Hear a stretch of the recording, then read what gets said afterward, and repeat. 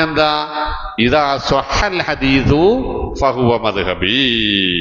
സ്വഹീഹായ ഹദീസാണ് എന്റെ നിലപാട്, എന്റെ മദ്ഹബ്. വഅന റാജിഉൻ ലിൽ ഹദീസി ഫി ഹയാതി വബഅദ മമാതി. ജീവിച്ചിരിക്കണ കാലത്ത് ഹദീസ് സ്വഹീഹായി വന്നാൽ ഞാൻ എൻ്റെ വാക്ക് ഒഴിവാക്കി അതിലേക്ക് പോകും.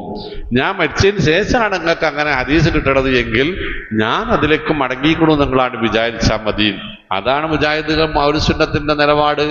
ഇമാം അഹ്മദ് ബിൻ ഹംബൽ റഹിമഹുല്ലാഹ് പറഞ്ഞത് അബൂ ഹനീഫ ആയാലും മാലിക് ബിൻ അനസ് ആയാലും ഷാഫി ആണെങ്കിലും സുഫിയാൻ ഇബ്നു ഉയൈന ആണെങ്കിലും സുഫിയാൻ സൗരി ആണെങ്കിലും ആരാണെങ്കിലും ശരി, ഇന്റെ നോട്ടത്തില് ഇതിലൊക്കെ അഭിപ്രായങ്ങളുടെ വില മാത്രമേ ഉള്ളൂ.